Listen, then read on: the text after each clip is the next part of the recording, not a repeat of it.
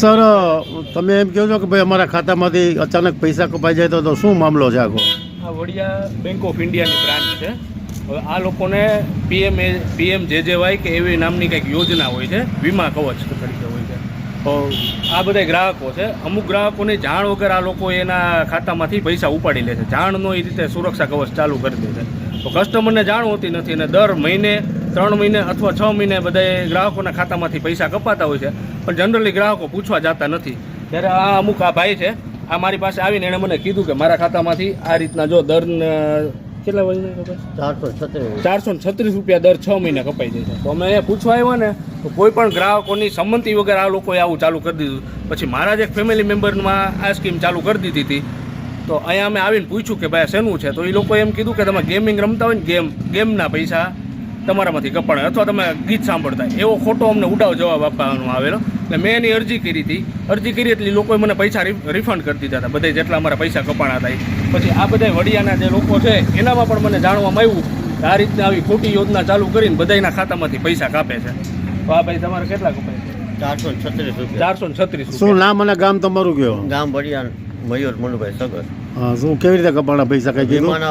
ગયા વર્ષે કપાણા મેં પૂછવા ગયો ત્યારે એમ કીધું કે બંધ કરાવવું પડશે. તો બંધમાં મેં કાંઈ ફોર્મ તો ભર્યો નથી, મને અમે ચાલુ કરી દીધું એવી રીતના લેક્ચર મેં. હવે કસ્ટમરની કોઈ પણ જાતની પરવાનગી કે સંમતિ છે નહીં, એમનું એક ફ્રોડ જ કરવામાં આવે છે એક જાતનું. હવે વડિયામાં મારા ખ્યાલથી 5 થી 7 કે 10,000 ખાતા હોવા જોઈએ બેંકમાં.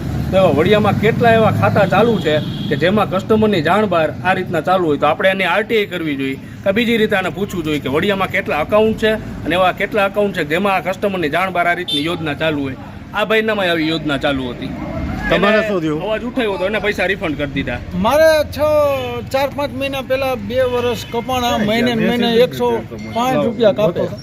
પછી મને ખબર પડી ને એટલે મેં પાછા લેવડાવ્યા, પાછા ખાતામાં લઈ દે. કોઈ અવાજ ઉઠાવે ને તો એને પાછા આપી દે છે. હવે ભાઈના ખબર વગર ચાલુ કરી દે. પછી આ દાદા છે, એને એવી રીતના પૈસા કપાય છે.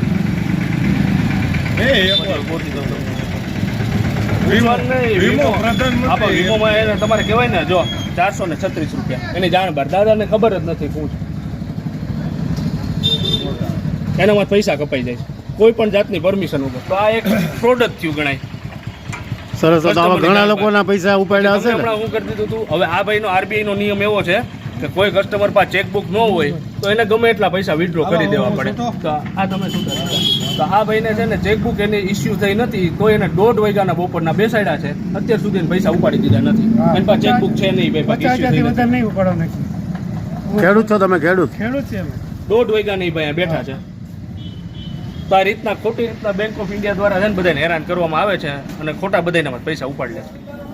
Thank you sir. ભલે હાલો. હજી વડિયામાં કાલ આપણે જેટલા પબ્લિક છે બધાને અહીંયા આવી અને જોવરાવી લે કેટલા અકાઉન્ટમાંથી. હું તો મારી રીતે કરીશ. ઓછામાં ઓછા મને કાલે હવે 500 જણા મળશે કે આ યોજનાના પૈસા કપાણા હશે અને એને જાણ નહીં હોય તો એ પૈસાનો આંકડો કેટલો જાય તમે જાણી લો.